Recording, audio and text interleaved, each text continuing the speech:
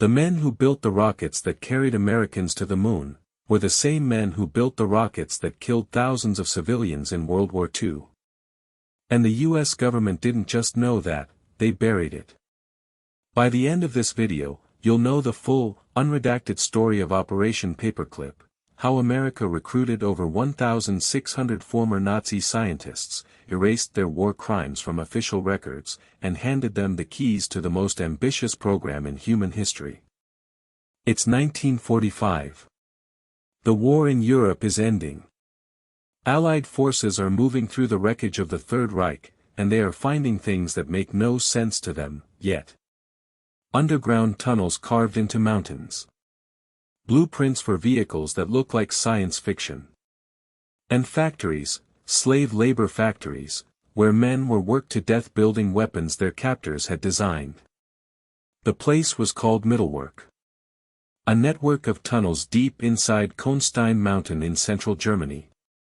Inside those tunnels, the Nazis had built the V-2 rocket, the world's first long-range ballistic missile.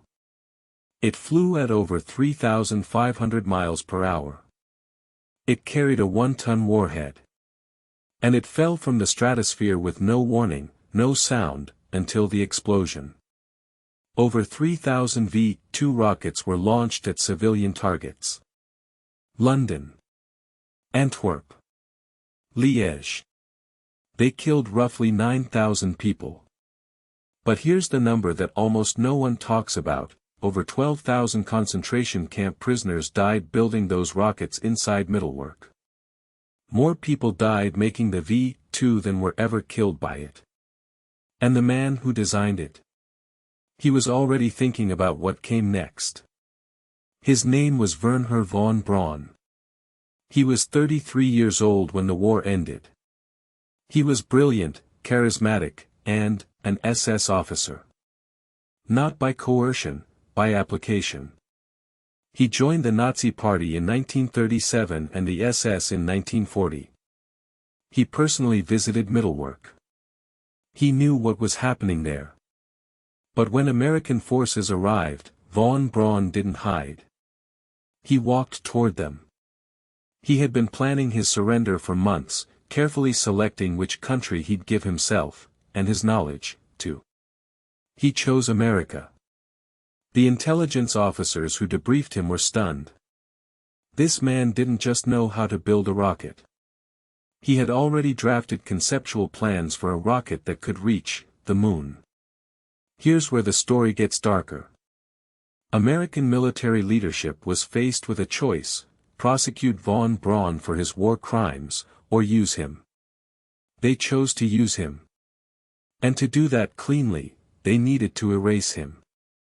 The Joint Intelligence Objectives Agency, the JIOA, was tasked with vetting German scientists for recruitment. When von Braun's file came back flagging his Nazi Party membership, his SS rank, and his connection to slave labor, the security report was quietly rewritten. His past wasn't investigated. It was edited. That edited file became the legal foundation for bringing him to America. Operation Paperclip officially began in 1945, though it was initially called Operation Overcast. The name changed. The mission didn't. The goal was simple and ruthless: get to German scientific talent before the Soviets did. At the time, American rocket technology was, and this is not an exaggeration, primitive compared to what the Germans had already built. The V-2 was a generation ahead of anything in the Allied arsenal. So American intelligence operatives fanned out across occupied Germany. They raided laboratories. They seized documents. They recruited scientists still wearing their Nazi uniforms, and they did it fast, because Soviet agents were doing exactly the same thing on the other side of the country. President Truman had explicitly ordered that no one with Nazi Party membership or active involvement in war crimes could be recruited. That order was ignored. Systematically. The JIOA created falsified employment histories. They backdated documents. They reclassified scientists' political affiliations from ardent Nazi to not an ardent Nazi.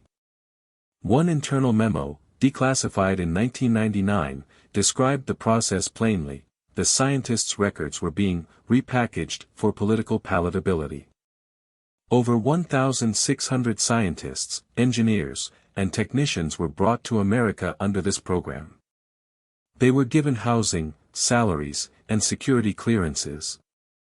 Their families followed. Their pasts did not. But here's what they didn't tell you. Some of these men didn't just carry dangerous knowledge with them into America. They carried dangerous ideas. And at least one of them had a past so extreme, that even his American handlers tried to quietly push him back out. But before we get to that, you need to understand something even stranger about how deep this operation actually went, because the cover-up wasn't just about protecting Nazi scientists. It was about protecting the image of the program they were about to build. Von Braun and his team were first stationed at Fort Bliss in Texas, then moved to Redstone Arsenal in Huntsville, Alabama. They were working for the U.S. Army, developing missiles, running tests, laying the technical groundwork for what would eventually become the American space program. When NASA was created in 1958, von Braun became one of its central architects. He designed the Redstone rocket that launched the first American astronaut. He designed the Jupiter rocket. And then, he designed the Saturn V, the most powerful machine ever built by human hands, the rocket that carried Apollo 11 to the moon. The Saturn V stood 363 feet tall. It generated 7.6 million pounds of thrust at launch. It remains, to this day, the largest and most capable rocket ever flown.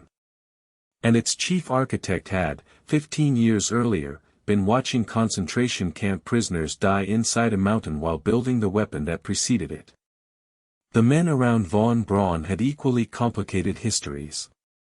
Arthur Rudolph, who served as project director for the Saturn V program, had been directly responsible for the use of slave labor at Middlework. He was identified as a war criminal in JIOA files, and then cleared anyway. He received NASA's highest honor, the Distinguished Service Medal, in 1969, the same year Apollo 11 landed on the moon. He was only forced out of the United States in 1984, when the Justice Department finally reopened his case. He renounced his citizenship quietly and returned to Germany. There was no trial. There was no public reckoning. Here is the reveal that the official NASA history never quite gets to. The decision to suppress the Nazi pasts of Operation Paperclip scientists wasn't just a wartime compromise. It was an ongoing, active, government-managed deception that lasted for decades. Files were withheld. Journalists were stonewalled. Survivors who tried to testify, concentration camp survivors, families of V2 victims, were quietly ignored. In 1947, Eleanor Roosevelt publicly opposed the program when details leaked.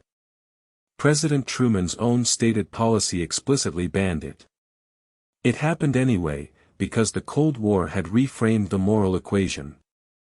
Soviet rockets were getting bigger. The calculation became, their war crimes versus our survival. And someone decided that trade was acceptable. But here is the part that should make your skin crawl. The American public watched von Braun become a celebrity. He appeared on the cover of Time magazine.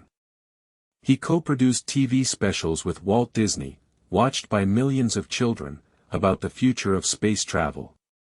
He was warm, visionary, quotable. He became the acceptable face of American ambition. And the men who survived Middlework, the ones who had built his rockets with their bare hands, the ones who had watched their fellow prisoners beaten to death underground, most of them never received a single acknowledgement from the American government that it had ever happened. The Apollo program was real. The moon landing was real. The achievement was extraordinary. And the foundation it was built on, was a lie that the U.S. government decided was worth telling. Operation Paperclip remained classified until 1973. Even after declassification, the full scope of the program, the falsified records, the suppressed war crimes investigations, the systematic deception of the American public, took another 2 decades to surface fully. It was investigative journalist Linda Hunt who broke the story wide open in the 1980s, after obtaining thousands of declassified documents through FOIA requests. Her 1991 book, Secret Agenda, documented the program in exhaustive, damning detail. It didn't make front-page news. Von Braun himself died in 1977. He never faced legal accountability for his role at Middlework. In his final years, he spoke occasionally about his wartime past, always in the passive voice, always at a distance, as if the things he had witnessed had happened to someone else.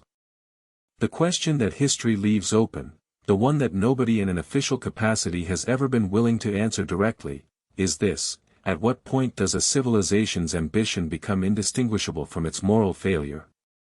Because America went to the moon. And that is, genuinely, one of the greatest things our species has ever done. But we went there on the backs of the dead. Operation Paperclip is not a conspiracy theory. It is documented, declassified, confirmed history. The files exist. The names are real. The cover-up happened. And the fact that most people have never heard of it in full detail, is itself part of what makes it so disturbing. History doesn't erase itself. Someone has to decide what gets remembered, and what gets buried. If this broke your brain a little, subscribe. We drop one of these every week. Next time, the man who accidentally started the Cold War, the Soviet defector the CIA couldn't decide whether to trust or disappear, and the intelligence failure that cost thousands of lives. You're going to want to see this one.